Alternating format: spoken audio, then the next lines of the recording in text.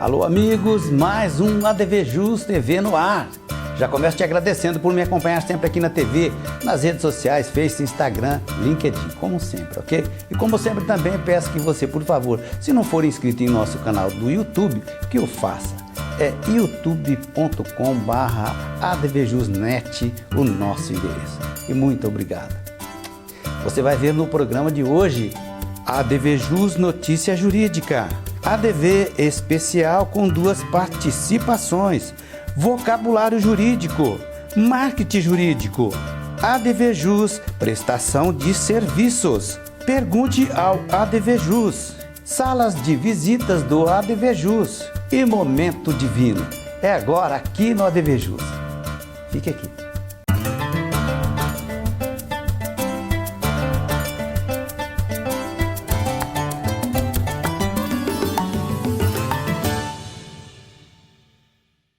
Legal, iniciando o nosso programa de hoje, como sempre, de praxe, né? Uma notícia jurídica que trazemos aí para você com julgamento aí em esfera superior. A avó de 95 anos não é obrigada a pagar faculdade de medicina para neto. Olha só, a pensão avoenga, né? Paga pelos avós, evidentemente, tem caráter subsidiário e complementar. Assim, só é possível quando os pais, que são os principais responsáveis por esta obrigação em relação aos filhos, não puderem arcar ou não quiserem arcar com a obrigação, né? Agora, com relação a esse episódio, esse julgamento, aliás, a base do entendimento da juíza Márcia Alves Succhi, da 11ª Vara lá do Rio de Janeiro, né? Ela baseou a sua decisão justamente porque, inclusive, o beneficiário aí, no caso, que solicitou, tinha mais de 25 anos, né? Inclusive, na decisão, ela afirmou que a responsabilidade sobre os filhos é dos pais, tá? E não dos avós. E que a pensão, né, tem caráter, como eu já disse, subsidiária. Ela também condenou o autor, né, que ingressou com esse pedido, para mim, quase que absurdo, né? Condenou ao pagamento de despesas processuais, custas, né? Despesas processuais, inclusive também uma verba honorária aí de 10%. Nada mais justo, né? Aí realmente extrapolou qualquer bom senso e a juíza refez aí, fez valer pelo menos a lógica, pelo menos o direito. Nossa fonte é o Conjuro. Seguimos com o nosso programa, com o nosso ADV Jus TV. Agora nós queremos falar para você de ADV especial, Direito Bancário, com o Dr. Francisco Mendonça. Confira. Olá, amigos do ADV Jus. O panorama bancário brasileiro é conhecido por sua alta concentração, circunstância caracterizada pela hegemonia de um número restrito de instituições financeiras que detêm uma parcela expressiva do mercado. Este cenário se evidencia quando um grupo limitado de bancos controla uma quantidade majoritária de ativos, depósitos e operações de crédito do sistema financeiro nacional. Neste contexto, os principais protagonistas são o Banco do Brasil, o Itaú, Caixa Econômica Federal, Bradesco e Santander. Juntos, estes bancos possuem a maior parte dos ativos, depósitos e concessões de crédito do país, o que culmina em um mercado altamente concentrado. Este estado de concentração bancária pode gerar diversas consequências.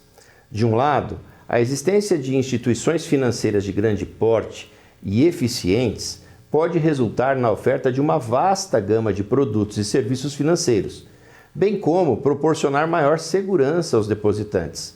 Por outro lado, a escassez de competição pode ocasionar a cobrança de taxas de juros elevadas e a oferta de serviços de qualidade inferior aos consumidores.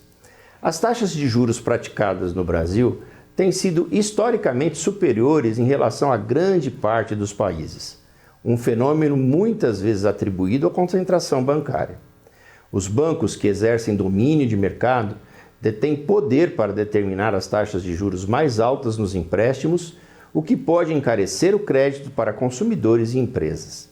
Todavia, o cenário começa a apresentar sinais de transformação com a emergência das fintechs e dos bancos digitais. Esses novos participantes do mercado oferecem serviços a custos mais baixos e começam a desafiar o monopólio dos bancos tradicionais. Adicionalmente, o Banco Central do Brasil tem implementado medidas para incentivar a competição no setor bancário, como a instauração de sistemas de pagamentos instantâneos, como o Pix e a regulamentação do Open Banking. Tais iniciativas podem contribuir para a diminuição da concentração bancária e das altas taxas de juros. Apesar desses avanços serem promissores, é necessário reconhecer que a resolução completa da questão da concentração bancária e suas implicações sobre as taxas de juros no Brasil ainda demanda um extenso caminho a ser percorrido, que envolve também a administração eficiente das contas públicas e volume de recursos tomados pelo Estado brasileiro para a rolagem da dívida pública. Procure ao máximo trabalhar com recursos próprios, evitando empréstimos e a dependência dos bancos. Um forte abraço e até a próxima. Ok, muito obrigado, doutor. Meus amigos, eu quero chamar a sua atenção para a importância, né, da realização do marketing jurídico por parte dos profissionais. Nós temos aqui aí uma vertente interessantíssima, que é justamente o que eu costumo afirmar sempre, é o marketing jurídico de imagem com conteúdo, e esses profissionais que você está vendo aí são realmente aqui parceiros, né, do ADV Especial, que faz aí uma pequena parte do marketing jurídico, que é imenso. Se você não se atentou para isso, você está perdendo tempo.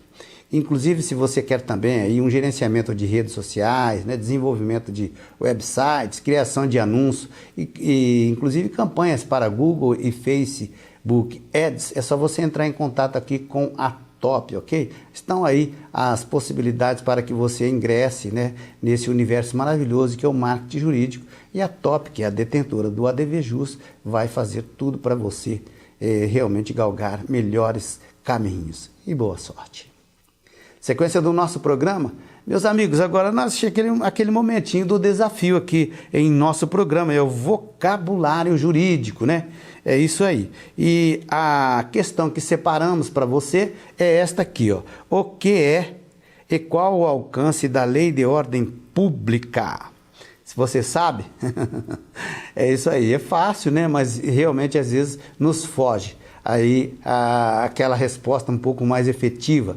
E com certeza, aí no intervalinho nós vamos refrescar a memória de todos, inclusive aqui a nossa, né? Vamos seguindo então com o nosso programa. Agora eu quero chamar mais um ADV especial. A pauta agora é Direito do Trabalho, com a competência de sempre da doutora Samantha Bredarioli. Veja aí. Olá, eu sou a doutora Samantha Bredarioli e hoje, aqui no ADV Jus, falaremos sobre a prorrogação do horário ou hora noturna. Você, trabalhador, já ouviu falar nesse assunto? Pois é, ele existe. E para o seu melhor entendimento, antes nós vamos conceituar o trabalho noturno e, consequentemente, o valor monetário de sua hora. Veja bem, não estamos falando sobre horas extras, ok? O trabalho noturno é todo aquele realizado no horário noturno, qual seja das 22 horas da noite às 6 horas da manhã em caso de trabalho urbano e das 22 horas da noite às 5 horas da manhã no trabalho na lavoura e das 20 horas da noite às 4 horas da manhã na pecuária. A hora noturna não é computada nos mesmos moldes da hora diurna, sendo composta de 52 minutos e 30 segundos de tempo, e sendo acrescida de 20% em seu valor pecuniário, tendo em vista as condições em que é executada pelo trabalhador. O trabalho noturno é muito comum nas áreas da saúde, e se esse for o caso, ainda deve ser acrescido de insalubridade. Agora, eu quero dizer a vocês que grande parte dos trabalhadores não sabe que se o trabalhador iniciar a sua jornada em horário noturno e permanecer trabalhando até a manhã do dia seguinte, por exemplo, até às 7 horas, essas horas que excederem às 5 ou 4 horas da manhã devem ser remuneradas como se noturnas fossem. Logo, eu iniciei o trabalho à noite, continuei dia afora, é como se houvesse continuidade do trabalho noturno para fins legais, mesmo que já seja dia.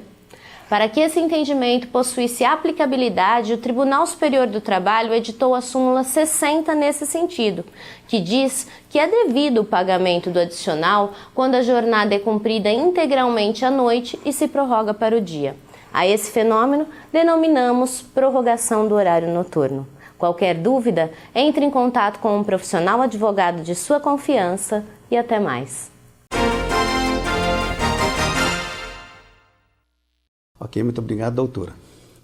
Meus amigos, olha, recebemos um pedido esta semana para que a gente ainda fizesse aí essa observação, né? Que é justamente o combate à dengue. E, inclusive, a gente está com aquela página, né, de quando realmente ainda estava tendo aí chuvas e tal, e agora a gente está mais próximos, aí evidentemente ao período das secas. Mas olha, eu soube esta semana de casos gravíssimos de dengue aqui em Ribeirão Preto, tá? Então, tem gente que não está vigilante com a prevenção, e é importantíssimo. As pessoas acham que porque parou a chuva, então tudo bem, né? Pode jogar água à vontade no quintal, encher vasinho, né? Dentro de casa, garrafa ao contrário, ralos também lá vão ter, né? Material descartável fazendo lixo e empoçando água também, pote, né, do PET lá também, sem aquele devido cuidado de manutenção diária, e principalmente caixas d'água. Gente, a gente está aqui, evidentemente, empenhando esforços para que a gente consiga, se não erradicar, pelo menos minimizar esse terrível mal. A dengue mata, tá? Dengue somos todos responsáveis. Faça você também a sua parte. E da nossa parte agora, aquele cafezinho delicioso aqui do ADVJus. Vem para cá tomar um comigo, tá convidado. Eu volto já. Arcângelo Imóveis. Venda, locação e administração. Compromisso e confiança. Arcângelo Imóveis. Top Agência de Marketing Digital Jurídico. Gestão de redes sociais. Identidade visual. Vídeos. Contate-nos. O que é e qual o alcance da Lei de Ordem Pública? Lei de Ordem Pública é aquela que revoga as convenções entre particulares sem que contra ela possa opor autonomia de vontade individual. Não valem também os direitos adquiridos. É uma norma obrigatória que as partes não podem modificar em seus atos. Legal demais. Voltando então com o segundo bloco de hoje, do ADVJus TV de hoje. Muito obrigado da companhia, ok? Olha só, se você tem alguma dúvida ou você tem alguma sugestão de pauta, né? Ou até aquele entrevistado que você gostaria de ver aqui em nosso ADVJus TV, nossa sala de visitas, você pode enviar aí a sua indagação, né? Ou sugestão jurídica para o seguinte endereço. Olha, programa@advjus.net. Esse é o nosso endereço aqui, estou esperando a sua mensagem, ok? Sequência do nosso programa, agora nós vamos falar aí de uma coisa muito importante, que é justamente uma tendência grandiosa, né, que vivemos aí no mundo contemporâneo, que é a vida em condomínio, né, e justamente o Instituto da Mediação. Eu ouvi dois especialistas aí realmente de renome, fizeram a gentileza de falar conosco aqui no nosso ADVJus TV, inclusive eu os agradeci pessoalmente e também o faço nesse instante. Inicialmente, nós vamos ouvir aí as impressões dessa vertente do desembargador aposentado, né, o Dr. José Neves Amorim. Na sequência, a não menos ilustre advogada Ana Luísa Pretel. E realmente foi aí uma oportunidade em que tivemos de indagá-los a respeito desses dois temas, vida em condomínio e a instituição da mediação. Confira. Olha, apesar da evolução da mediação, que desde 2010, com a resolução 125 do CNJ, depois de 2015 com a lei de mediação, com o tribunal, os tribunais implantando os centros judiciários, né, está crescendo, mas ainda precisa crescer muito mais. A sociedade precisa se imbuir do espírito de que a sensação de viver em sociedade, ela tem que ser mais leve para o ser humano, ser menos litigiosa, menos beligerante. Então isso é extremamente importante. A mediação tem que crescer e a gente tem que lutar para que isso aconteça. Mesmo porque, como eu acompanhei na sua palestra, né, 80 é um número muito grande, né? 80 milhões de processos, quer dizer, estão aí em trâmite, né? E realmente isso daí é um prejuízo para o jurisdicionado. É um prejuízo para o jurisdicionado, é um prejuízo para a jurisdição, é um prejuízo para o Poder Judiciário e é um prejuízo para a sociedade.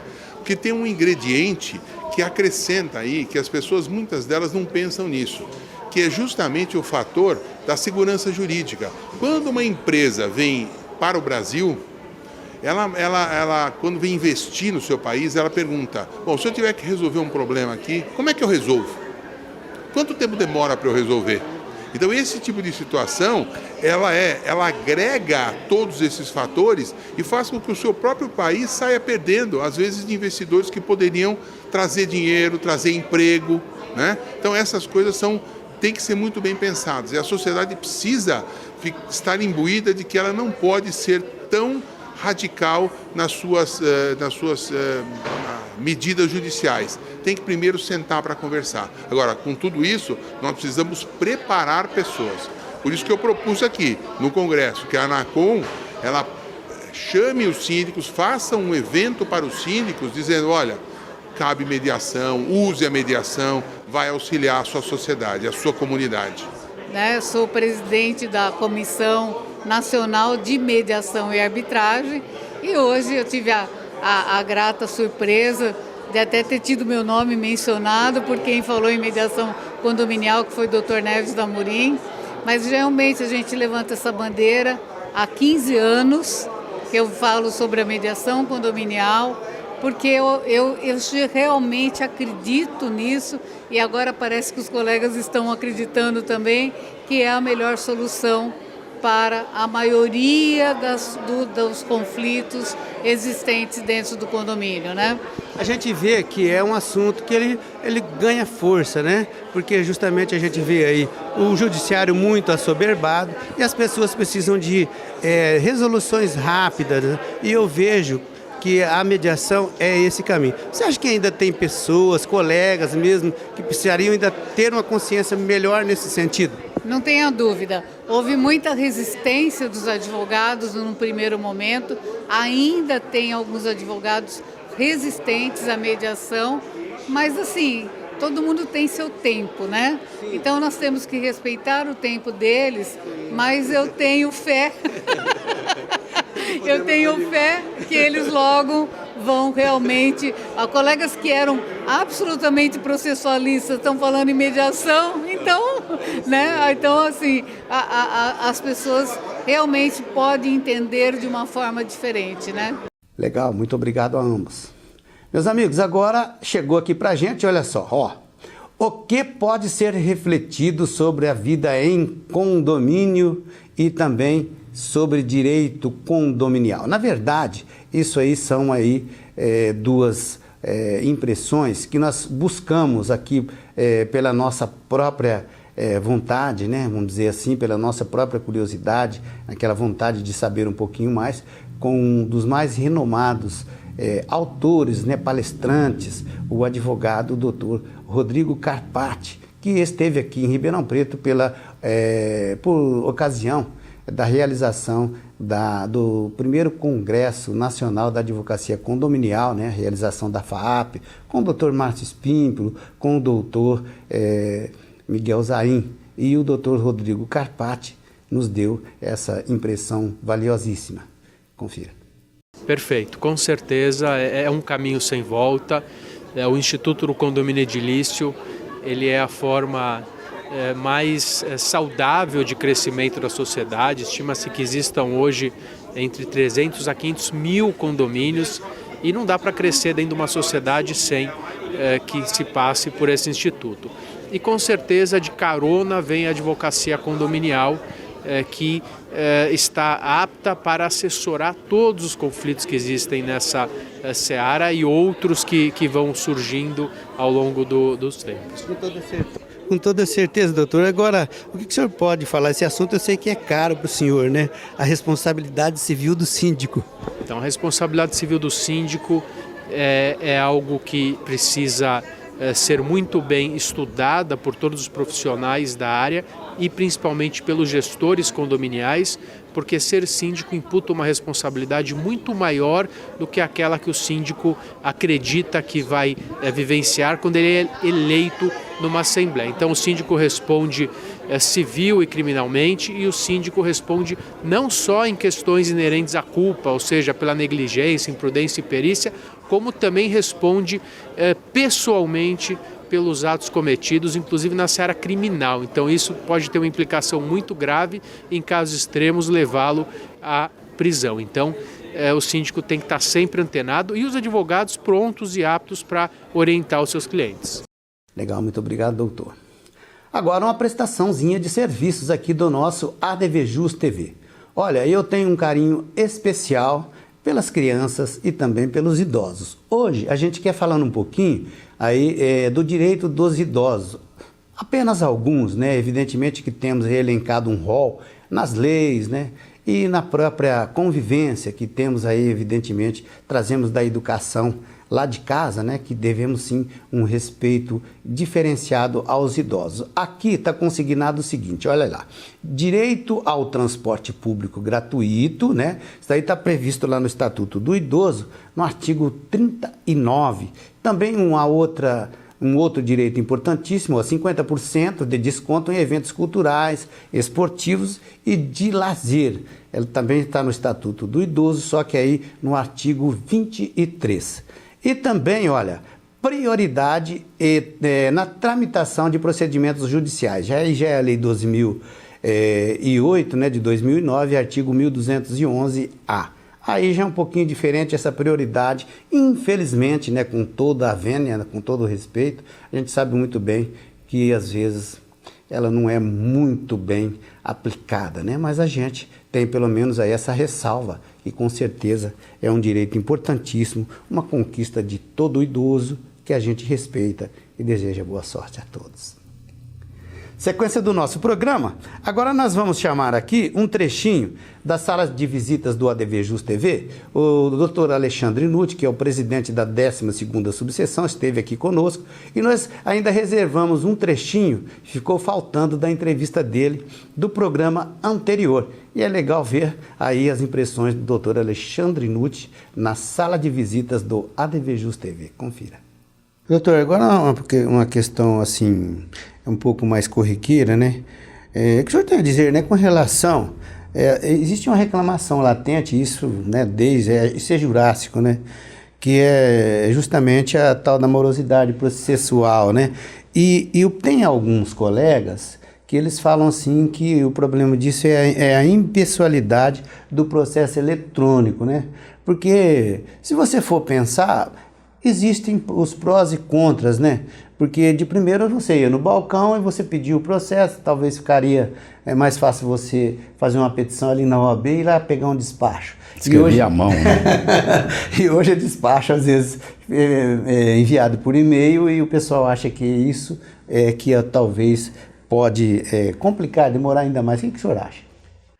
Ó, toda mudança não traz só benefícios. Não. Né? Tudo traz ônus e bônus, toda mudança cria novas situações e que têm que ser enfrentadas. Nós temos que lembrar também, vou fazer um pouco uma defesa do processo digital, certo. Que na época do processo de papel, né, a maioria dos colegas sabe, mas a maioria não, a outra maioria não, se você entrasse com uma petição inicial ou uma contestação com petição e sem documentos, o serventuário, que é uma pessoa concursada, que tem conhecimento técnico-jurídico para promover o andamento do processo, essa pessoa parava para furar documento, colocar no encarte do papel, bater o carimbo e numerar. Então você perdia uma mão de obra qualificada para um serviço mecânico. Nossa, é verdade. Então nisso facilitou bastante. Né? Nisso facilitou, eu penso que foi muito positivo. Eu acho também. Positivo para os colegas. advogados, você consegue ver o seu processo a hora que você quiser, onde você quiser, da onde você estiver. Verdade. Inclusive pesquisa de outros autos pela pesquisa do nome. Se eu quiser saber se tinha uma ação contra você, você contra mim, você tinha que ir no distribuidor, dar o nome lá e ver se tinha, e saía de Ribeirão, inclusive, né? Não saía de todo lugar. Então isso facilita, são ferramentas muito boas. Com a vinda da pandemia, houve aquela adaptação do presencial para o virtual, das audiências e dos despachos, das situações de despacho e também das sustentações orais. E logo em seguida, quando voltou a pandemia, terminou a pandemia, o CNJ determinou que tudo voltasse presencial. Eu penso que nem tanto ao céu, nem tanto à terra. Tem que haver um equilíbrio, como o Tribunal de Justiça hoje de São Paulo, penso que está tentando esse equilíbrio. O juiz tem que estar 3 vezes na semana num fórum. Num fórum como Ribeirão Preto, que não é vara única. Quando só é vara única, ele tem que estar 4. A questão de fazer despachar, às vezes, virtualmente, penso que é positiva, né? Mas o que eu oriento aos colegas, se for necessário conversar com o magistrado, peça para fazer um contato por vídeo, pelo link do tribunal. Eu penso que isso facilita muito, inclusive economiza muito dinheiro para os clientes, senão nós teríamos que nos deslocar para as comarcas. Então, tudo é um aperfeiçoamento, mas eu quero crer que nós temos muito mais benefícios do que situações negativas com a vinda do processo digital. É só imaginarem que se não houvesse processo digital, o que aconteceria com a advocacia na pandemia? Todos os processos físicos ficaram paralisados. E o digital, de um jeito ou de outro, funcionou. A gente peticionava, os juízes decidiam, expediam o que tinha que expedir, né? Então, foi possível pelo digital. Ok, muito obrigado. Agora, aquele momento que eu falo, gosto muito, é um momento divino aqui do nosso programa. Confira aí. Vinho Santa Alicia Carmenere 2020. Vinho tinto, cor vermelho rubi intenso. No aroma, frutas vermelhas maduras. Possui sabor agradável, corpo médio e taninos macios. Uva Carmenere. Ele é produzido no Vale Central, no Chile. Na harmonização, carnes vermelhas, grelhadas e massas. Uma delícia. Experimentem. Tchim, tchim.